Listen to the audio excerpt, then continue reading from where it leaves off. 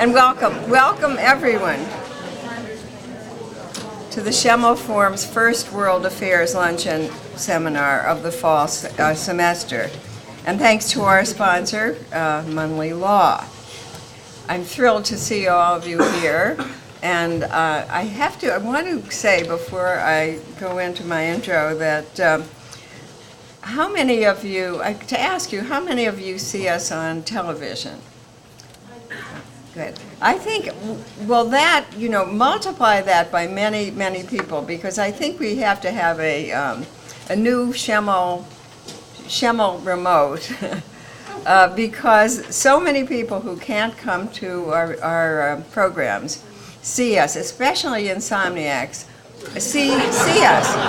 And I hear about it all the time. So I don't have a quantitative note on it, but that's just accidental, anecdotal, and thanks to Mark, who takes such good care of us by not only shooting these things, but playing them repeatedly. So, we have already started the season with our signature program, University for a Day, 10 days ago, and our first course, a festival of films featuring nonviolent approaches to resolving the differences between Israelis and Palestinians. So we're definitely on our way, always as ever, attempting to bring the world to Scranton. We urge you to take part in as many of the World Affairs programs as you can handle, because it is increasingly important to understand our very complicated and disturbing world. We are virtually pummeled with information, and sometimes misinformation, about the conflicts that are occurring in every part of the world, and yet we often lack the context for making sense of them. While I often dismiss the idea of Samuel Huntington's theory that we are headed for a clash of civilizations, the rise of ethnic and religion-based extremism and intolerance we witness every day is cause for alarm. Today we will look at a situation in our own country during World War II that was not a proud moment in the history of the United States, but hopefully it will remind us, as the most pluralistic democratic society in the world, that we can and must do better. Because I have not mastered the art of introducing a member of my family to you all, I will now ask Schemel Forum Advisory Committee member Dr. Stephen Mariani to introduce today's speaker.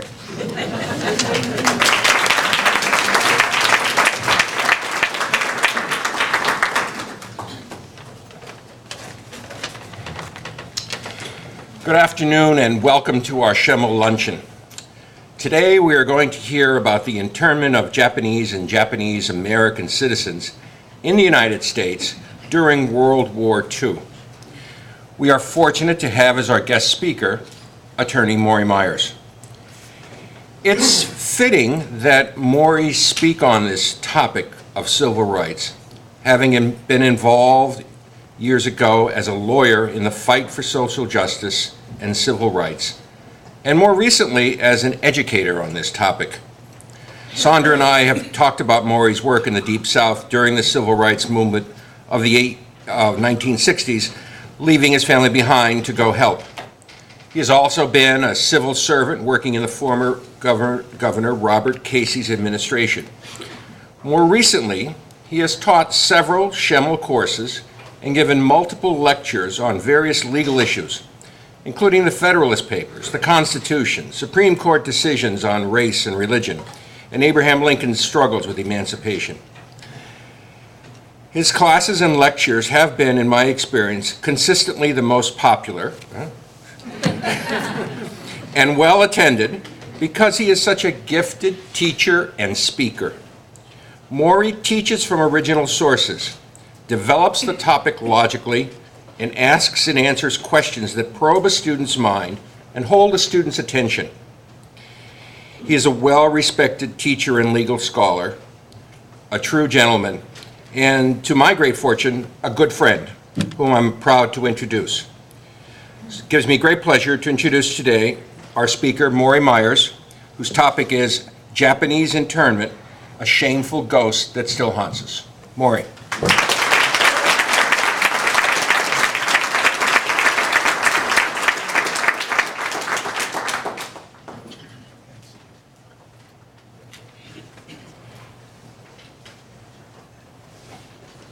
Thank you, Steve. Let me tell you a little bit about this guy. He's a scientist, a physicist, a graduate of the University of Chicago Medical School, and an inveterate student.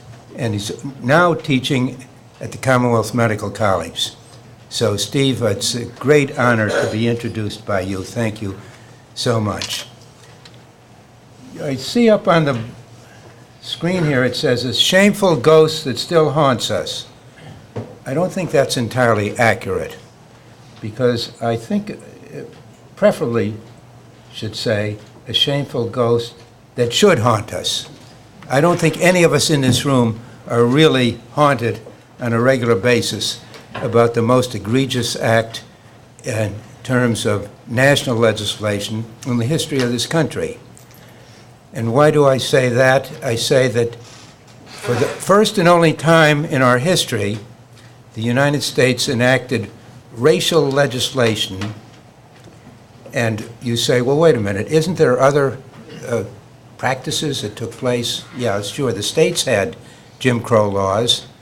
We had customs and practices in the military service, but this is the only instance in which the United States enacted laws that were racially directed.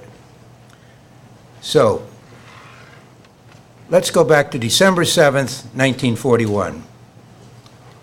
Cordell Hull, the Secretary of State, is in his office awaiting the arrival of Admiral Nomura, the Japanese ambassador to the United States.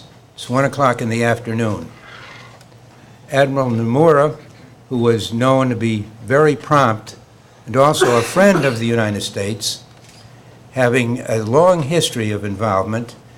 He knew FDR when FDR was Assistant Secretary of the Navy, a rather important designation in that minor-sounding position, when Nomura was a captain in the Japanese Navy.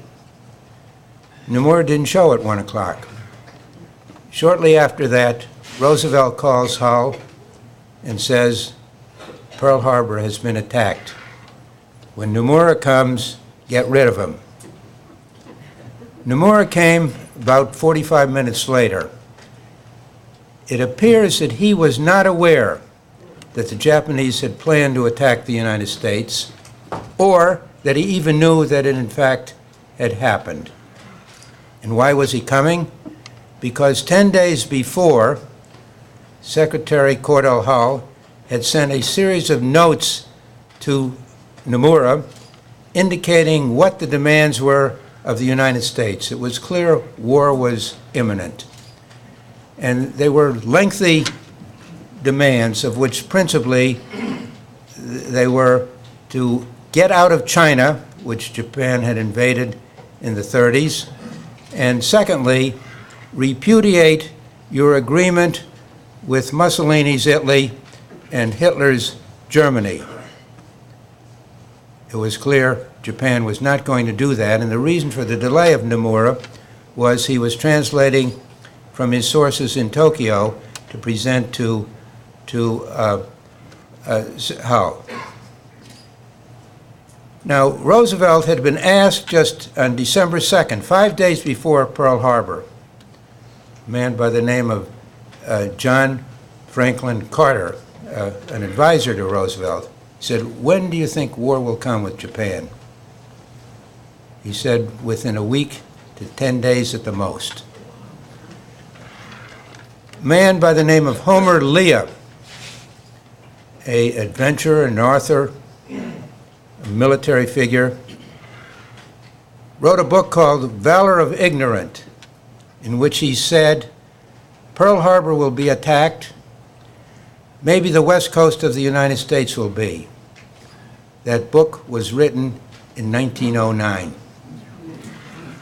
1920, Vladimir Lenin said, it's absolutely certain, beyond any doubt, that there will be war between the United States and Japan.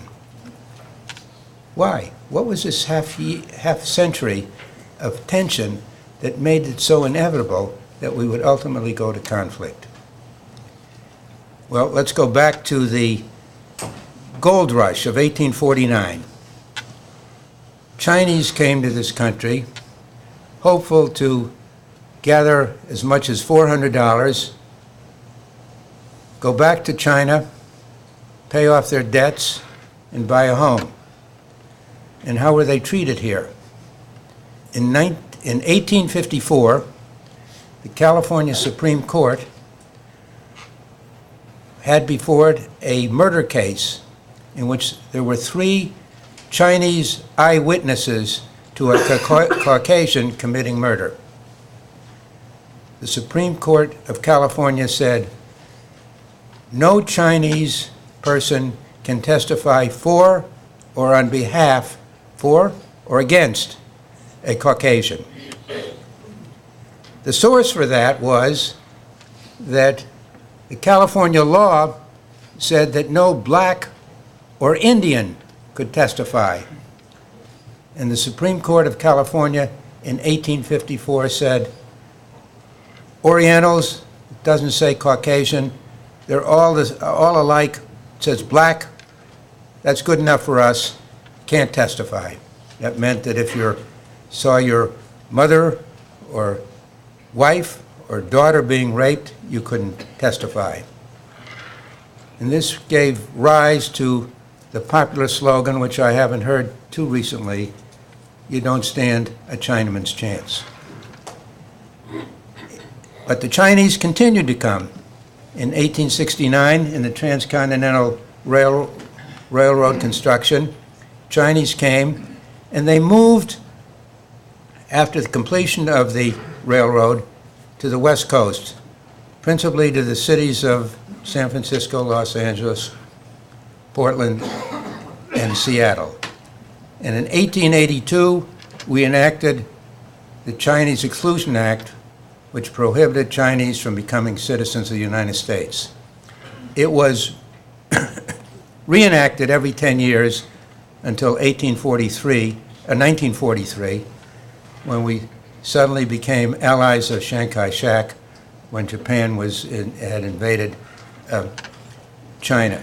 Now, at this point, there's nothing about Japanese, not yet. Why? Well, they were viewed as kind of a strata above the Chinese. And a second reason was we were beginning to fear the Japanese as a military and naval force. And that was evidenced in 1904 and 1905 in the Russian-Japanese War, where for the first time in decades, an Asian nation defeated a so-called European nation in a military conflict. The Japanese came to President Teddy Roosevelt after the war, after their success, and said, would you mediate the problems that are remaining between us and the Russians about Manchuria and Korea and other areas? Roosevelt did. And for that, he got the Nobel Peace Prize, first American so honored. He was a little deliberate in receiving it, and he accepted it and gave his speech in Oslo in 1910. Then problems began to arise directed to the Japanese. And Teddy Roosevelt, blustering as he was, but skilled also at the same time, totally ignored Congress and said, I'm going to enter into a gentleman's agreement with the Japanese. And here's the fiction. He said, we will permit any Japanese laborers to come to this country. And the Japanese said, we won't give them a passport. So, yeah, you can come, but on the other hand, we won't let you out. And that was the fiction. But the Japanese said one other thing. The city of San Francisco, its school district, in 1906, enacted an ordinance that said all Japanese students must go to an Oriental school. They had already pigeonholed the Chinese into the school, and now said all Japanese. There were a total of 93 Japanese students in 24 San Francisco schools, so you could see that they weren't really a large menace in any given school, but this drove the Japanese crazy. And so when they went back to Teddy Roosevelt on these gentlemen's agreements of these notes back and forth with the fiction, they said one other thing, there's that ordinance we wanted eliminated. Roosevelt called it Washington the school board, and they did, but they didn't let up. And so in 1913, California enacted an Alien Act, which prohibit any aliens from owning or leasing land for a period longer than 3 years. Now, by this time, what had happened was that no Japanese not born in this country was able to become naturalized, but there were Japanese children called Nisei, the Japanese who were not born in this country, called Isai, and then there's third generation and fourth generation, all given terms. And so the Japanese were able to have their children who were born in this country, citizens under the 14th Amendment, acquire the land and then give it to their parents, usually for farming. They were rather skilled in farming purposes, and the Japanese did that or had small businesses. And they were good at it. And they were a threat. They were a threat both to the farmers of California and the West Coast, and also to the union leaders. Ironically enough, most of the union leaders were immigrants themselves. In 1920, California said you can no longer even lease any land. And in 1924, they closed down all naturalization and all immigration of Japanese. So in the 30s, this growing military power invaded China, and it was becoming clear that we were in tension. In 1940, the Japanese, in the late fall of 1940, entered into that agreement with Germany and Italy in which they would come to the military assistance of each other. As a result of that, in early 1941, we put an embargo on certain goods going to Japan, and finally embargoed oil, which paralyzed Japan. So we come to December 7th. At first, there are 120,000 Japanese on the West Coast, as I said, principally in the four cities, Portland, Seattle, Los Angeles, and San Francisco. More than 80,000, about 70%, are American citizens. The other 40,000 are longtime residents incapable of becoming citizens. Yet there was what was called the Yellow Peril. Yellow Peril initially meant over-competitiveness in terms of skill in farming and in small business, but now it became something that was concerned about military potential. But at first, after December 7th, there was no hysteria, no alarm. However, the Japanese had great success militarily and in naval encounters. Wake Island, Guam, Malay Peninsula, Hong Kong, Singapore, the Philippines. And it was estimated it occupied 1/7 of the Earth's surface. So the West Coast was very nervous. 10 weeks after Pearl Harbor, President Roosevelt, by executive order, executive orders are usually orders to involve management of the executive department of government, or commemoratives or naming of bridges or something of that kind. He enacts an executive order that says where there is military necessity, I designate the Secretary of the Army or his delegate to either exclude people from given areas or to impose a curfew. Didn't mention Japanese, but the whole world knew to whom it was directed.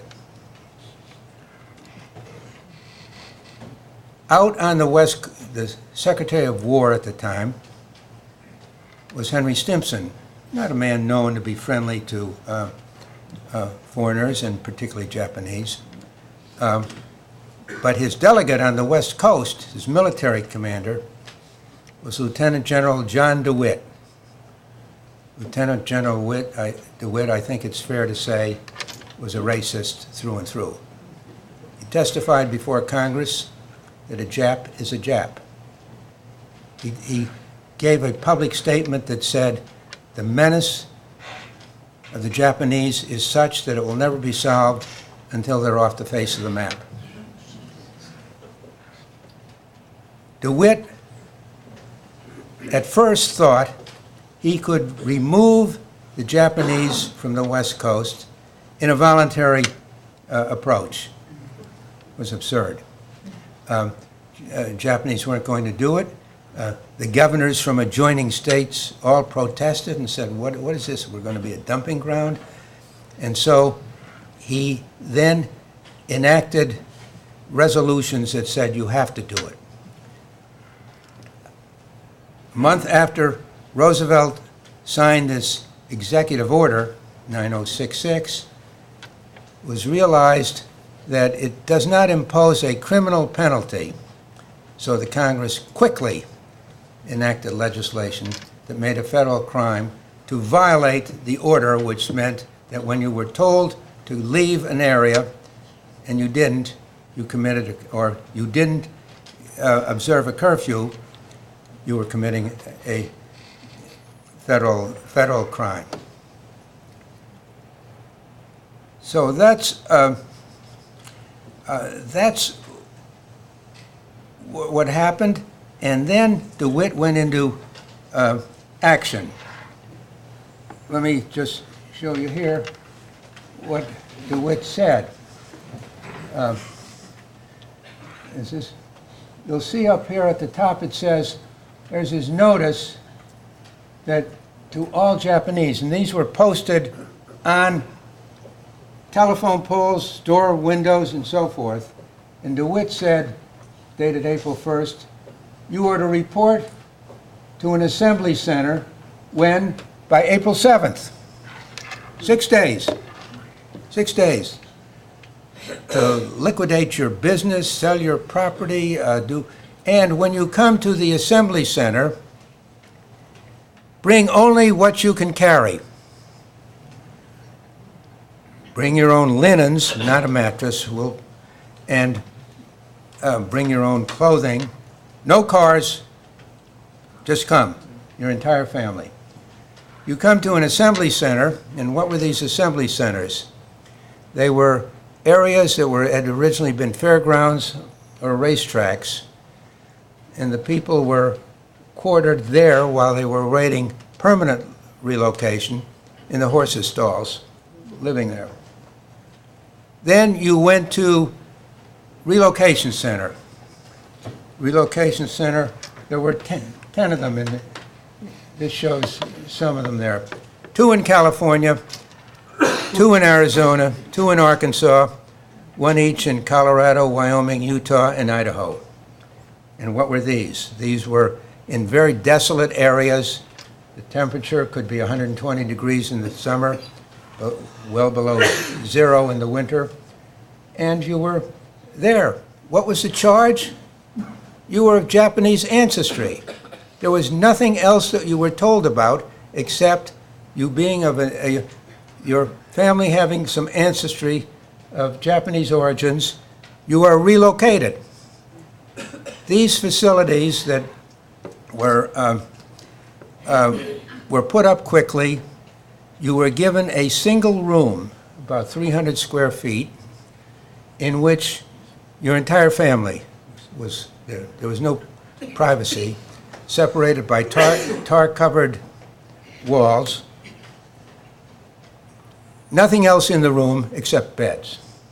No toilet, no sinks, no refrigerators, no stoves, nothing. You ate your meals in a common area. You used toilet facilities in a common area, wooden toilets lined up 30 or 40 in a row, separated only by gender. And you had, as you see, a guard there and barbecue wires. You were, not barbecue, well, yeah, not, hardly barbecued. You were there. Now, if you are moving 120,000 people into 10 locations, you're really developing towns. Some of them were over in excess of 20,000 people. Did they provide work? Yes. You got $12 a month for work. But Steve, if you were a physician, you got $19 a month, which they intentionally kept $2 below the pay of a buck private. Schools, they couldn't really get teachers to come.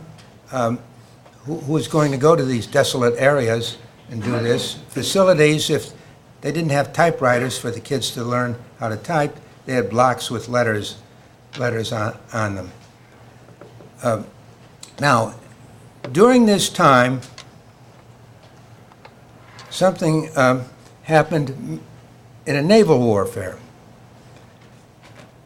We had broken the code of the Japanese. It was called Operation Magic.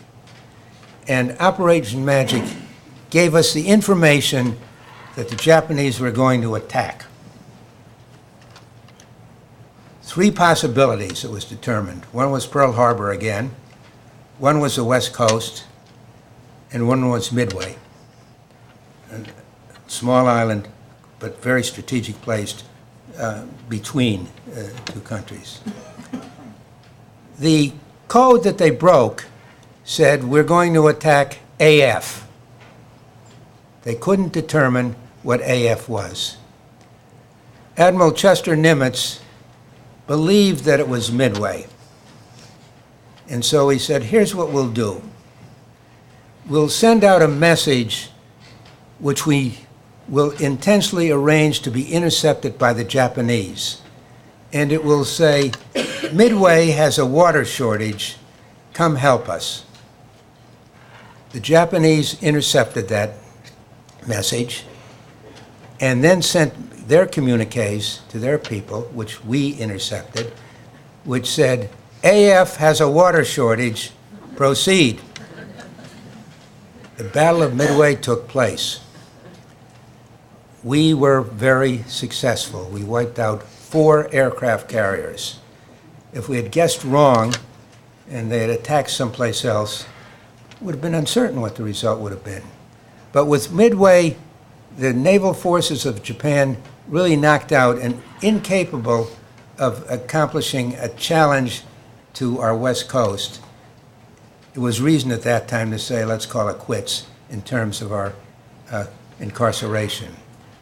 By the way, called concentration camps by no one less than Franklin Roosevelt.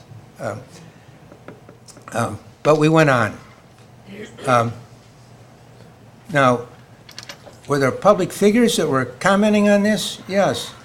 The Attorney General of California said, I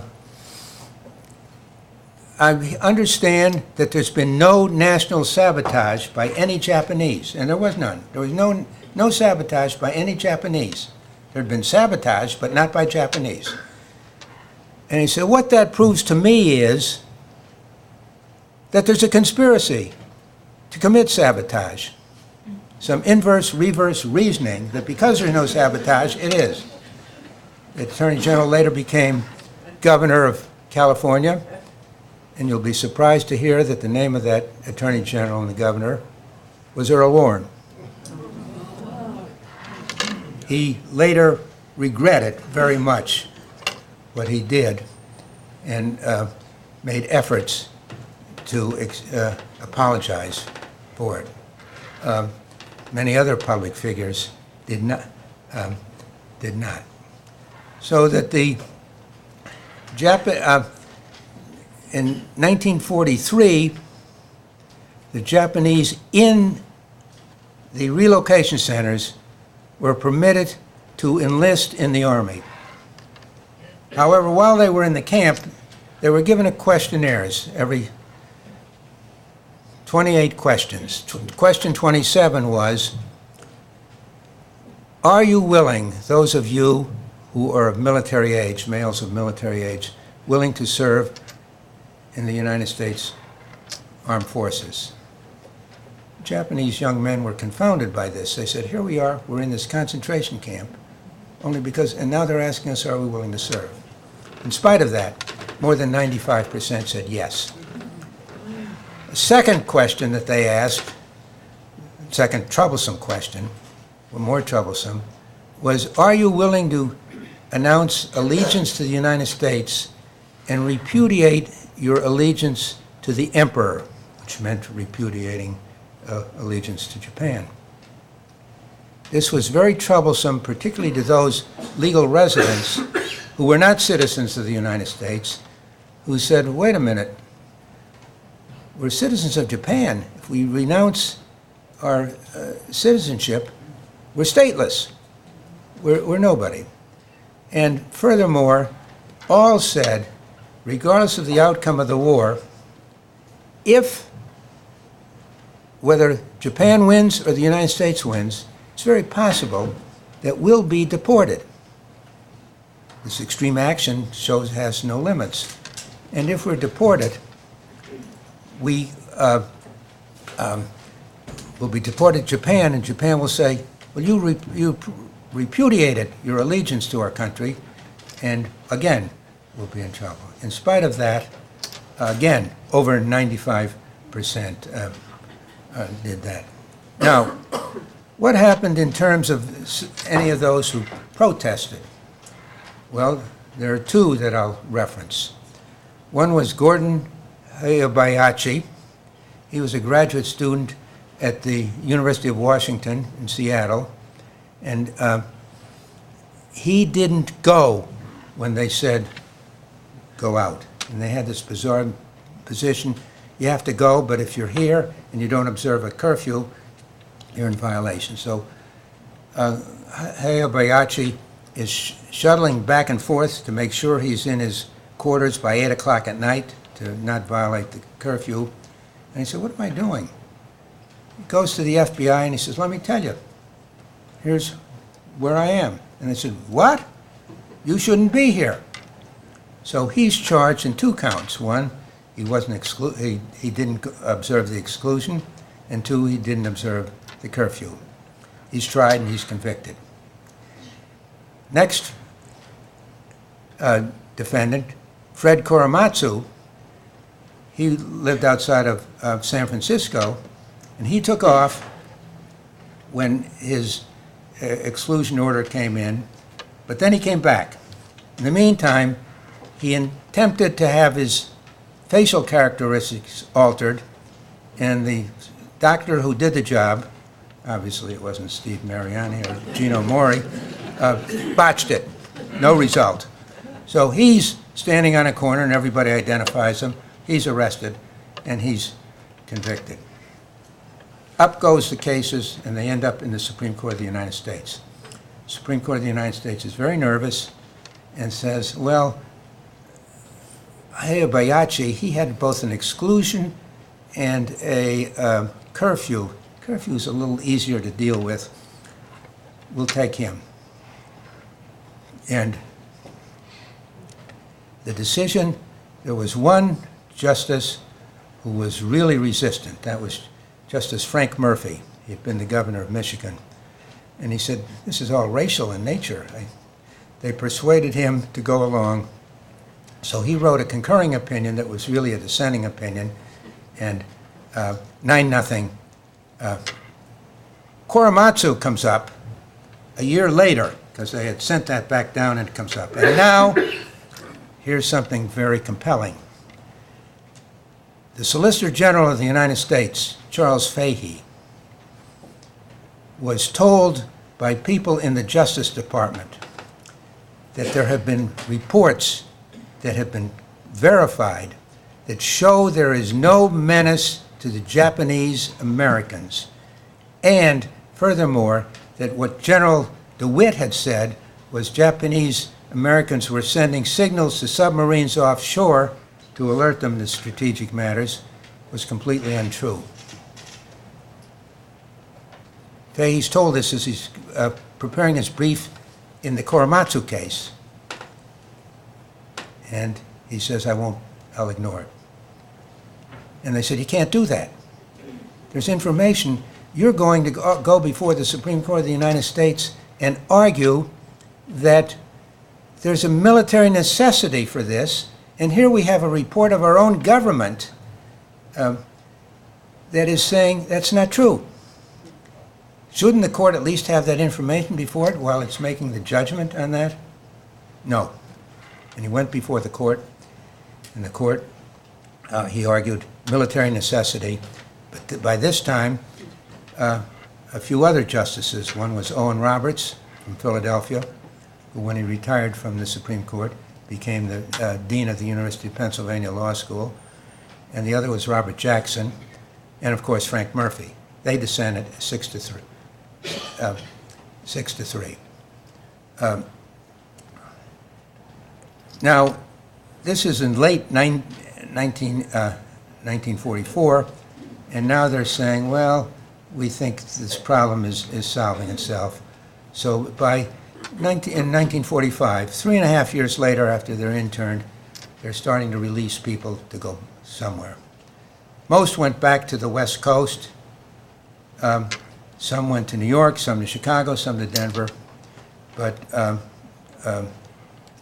at this point, Earl Warren was very receptive to having them come back.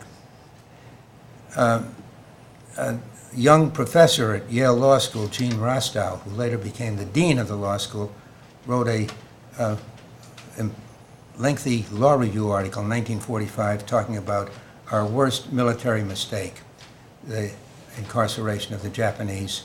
And it got some flurry, but nothing happened. In 1948, President Truman said, well, wait, we ought to recognize some kind of adjustment for this. And they had some limited proposal for compensating people who lost property, but it was very limited, and just a handful of people did it. In 1976, President Gerald Ford said, there's that executive order that President Roosevelt enacted in 1942, I'm going to rescind it. No one understood why he acted. It was not told before, but he undid it. And then in 1980, President Jimmy Carter said we should study this matter, and he appointed a very select commission. It had a Supreme Court justice, a couple of U.S. senators, and other impressive public figures to study the problem, and they wrote a scathing report called Personal Justice Denied, and recommended that there be compensation to the victims. It was proposed, and first President Reagan resisted it, and finally he said okay, and then they didn't fund it, and finally it was approved that the Japanese Americans who were living would get $20,000 for their incarceration of up to 4 years.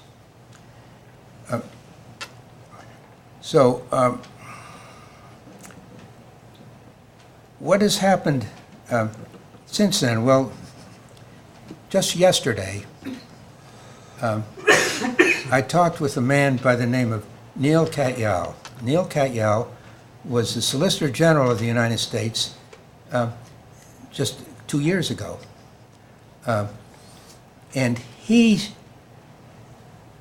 made a public utterance that the misconduct, he was very careful not to really be harsh on his predecessor, Charles Fahey, the Solicitor General then, but he talked about the misconduct and something should be done. By the way, if you want to know how did I get to Katyal, I got to Katyal because of Schemel Forum. Schemel, you'll know that Kevin Close, who was here last week, Kevin was here, and his wife Deborah Ashford. And Deborah Ashford is a law partner of Neal Katyal. Now he's the Solicitor General of the United States. And I said, Deborah, get him to call me. She said, on Friday he'll call you. He called me yesterday. So that's, thank Schemel for that. No less a figure than Antonin Scalia said, this is the worst, this ranks with Dred Scott as the worst decisions, Korematsu, in the history of this country. But he also says, can it happen again? He says, yes, it can. That's Scalia. So the threat of liberty, the threat to liberty often happens in crisis. And constitutional rights are ignored, and the protections that people get under those constitutional rights are suspended. So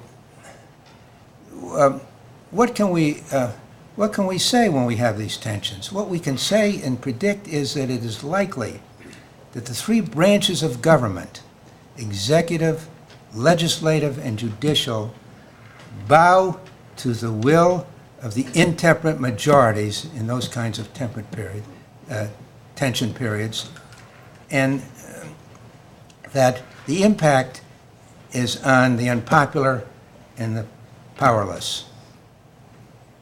That's what happened in 1942. Let's hope it doesn't happen in the 21st century. Thank you.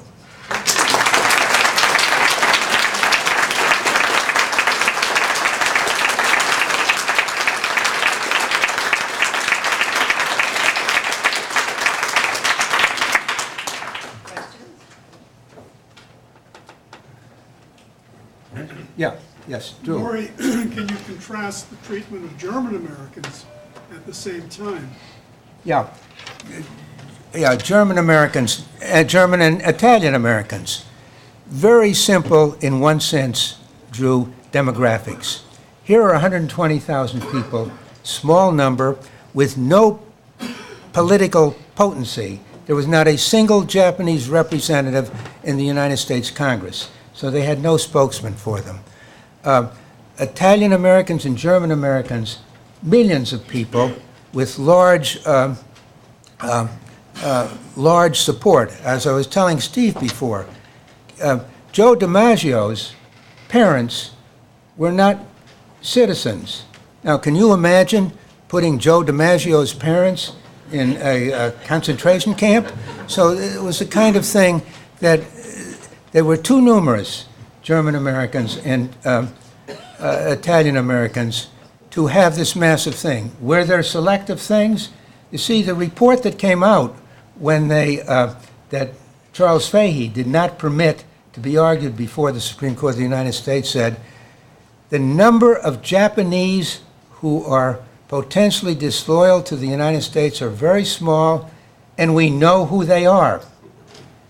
If we, England did have review of German Americans, about 75,000. They reviewed them and made a determination that there were some that were questionable, but for the most part they were loyal British subjects, and they were able to do it. So there was a big difference between the Italian American strong community and the German American community.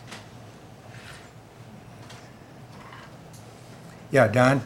Morey, was there any pushback from any liberal organization of any description, anyone being concerned about minority rights at that time? Squabble with the ACLU that you would ordinarily say it was its prime, this was its prime thing.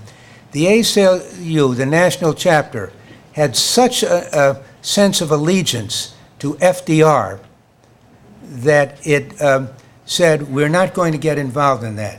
Some local chapters on the West Coast did, but national organizations felt that they had a solid friend in terms of so many other aspects of human rights that we don't want to mess with them on this. And by the way, Roosevelt was also no friend of the Chinese, of the Japanese.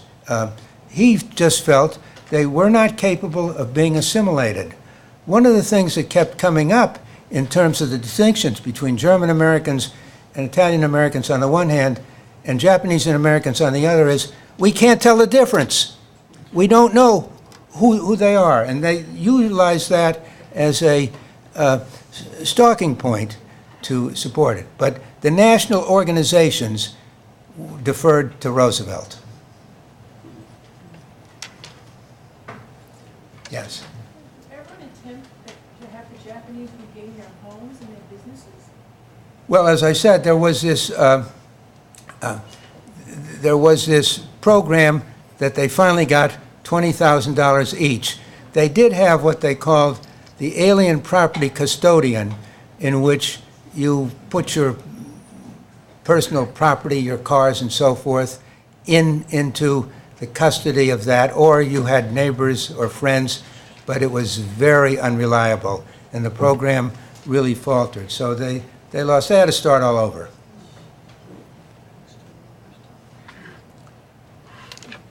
Yeah. Yeah. Jim. Lawrence Phelan and Gary Rose are here today, and I think you mentioned Nomura.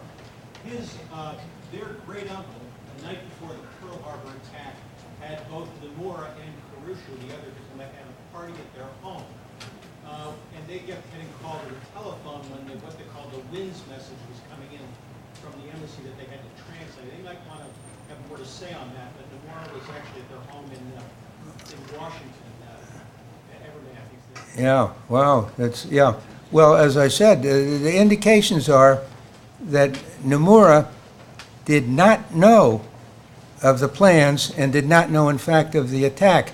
And what he was doing, he was getting a response to the Hull notes, where Hull had said, here's what we expect of you, and he was getting it and translating it, and that's why he was late for his meeting with Hull. But he was considered a good friend of the United States. Yeah, Doris, you? Well, our great uncle had been in the diplomatic service, so he had that experience and had very strong ties and relationships with the fellow diplomats. I'm sure the Japanese were part of that. Yeah, yeah, that's it. Oh, yeah, yeah. Anybody else? Yeah, yes. You Pat. talked about the Solicitor General standing up in front of the Supreme Court and misrepresenting what the United States government knew about the true threat from Japanese Americans. And it seems like the most obvious parallel now is the national security state, or I don't want to say that, but I did say it already, sorry. Yeah. But monitoring by the United States government, do you think there's an alternative to the court relying on what the Solicitor General says as regards threats, or do you think there's a better way to do it or some way to prevent it from happening again? Patrick. That's Patrick. He's a law clerk for Judge Tom Vanevski. First, you know that of the 75 cases that are heard by the Supreme Court of the United States, more than 50% involve the United States. And the Solicitor General makes the determination on which cases go up. So he's an enormously influential man. He's called the 10th member of the Supreme Court, as you know. And the courts tend to rely on the Solicitor General. Now you have an interesting contrast. You have Fahey, who lied to the court. And by the way, Fahey went on to be a circuit court judge for 30 years on the District of Columbia and was a very respected member. But he lied to the court on the one hand, and now you have Katyal that's saying here's, it goes through the whole business of how the Department of Justice tried to persuade Fahey to give to the court a contrary position. And his judgment was bad in that. He probably felt that military necessity, or he was following the instructions of his superiors, the president, that's his only superior, to downplay this. Look, you can ask the question here. Wait, Myers, didn't you say that on December 2nd, Roosevelt said war would take place within a week to 10 days? What the hell kind of preparation was that? Didn't you know that, now, two answers. One, first, they misguessed. They thought that the Japanese were going to attack the British and the Dutch, is one theory. A theory is that Roosevelt intentionally ignored it because he was very interested in going to war in Europe, and he wanted to backdoor in. He didn't want to be the perpetrator of the war. He wanted to be the victim of the war, and that he was looking forward for a reason to get into the war in Europe, and he was, this gave him the accents. Now, who were the two world figures who were totally exhilarated with the attack on Pearl Harbor? Chiang Kai-shek and Winston Churchill. And Churchill said, "I can sleep at night now." So, I don't know that I went roundabout with you, Pat. Yeah. Okay? Well, great.